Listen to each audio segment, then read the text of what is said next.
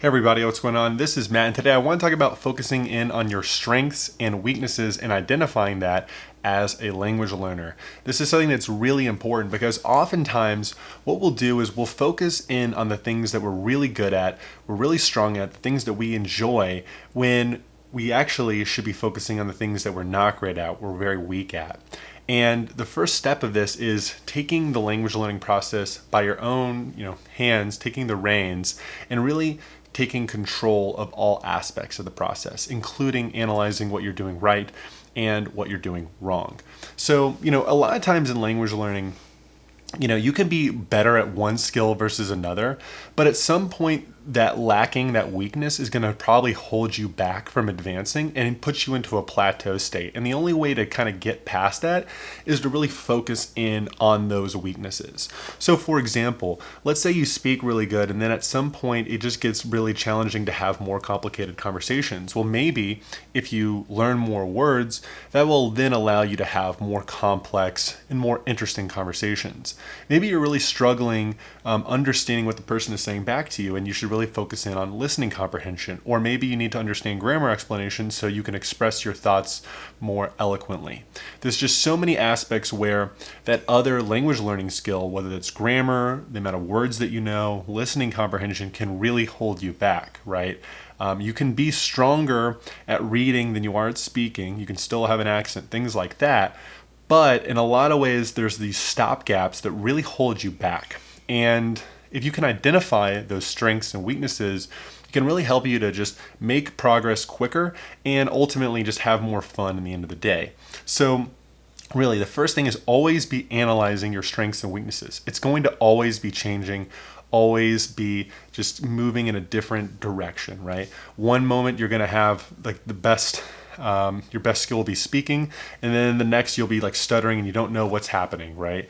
It's just always going to be changing, and you're going to be listening is going to be good, and then it's not going to be good. So it's always important to really, like I said, take the language learning process in your own hands, right? Because the language learning app isn't necessarily going to tell you what you're good or wrong at. It's not going to tell you if your method is great, and so you need to take that responsibility, that accountability, that hey, I need to look at what I'm doing right and what I'm doing wrong. What do I need to focus on?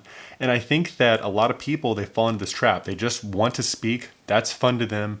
And doing those core skills that would help them to enjoy speaking even more is just neglected because they either don't realize that's a weakness and they think it's a fault on speaking, or they just, like I said, don't focus in on that weakness.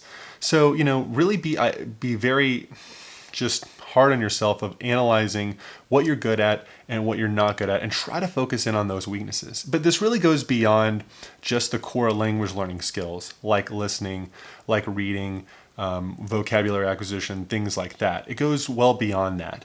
I think it also applies to your methods, right? Do I study best in the morning or in the evening? And then when you've identified, hey, I know I study best in the mornings, I get more words in than when I do it in the evening, I can exploit that advantage. I have that information where I can start to change how I do things and then ultimately make more progress each week, and thus it speeds up the entire process. So, definitely just always be analyzing everything, right? Whether that's your methods, what you're doing right, what you're doing wrong. Is this fun or is this not fun? Take accountability, take responsibility about analyzing what you're doing right and wrong. And that starts, of course, with identifying your strengths and weaknesses in the language learning process. Really focus in on those weaknesses. It might not be fun at first, but it's going to help you more in the long run if you focus on those things you're struggling with, because eventually those things will hit a stopgap and you're going to have to identify that problem eventually and deal with it. So let me know what you think, and I will see you in the next video. Take care.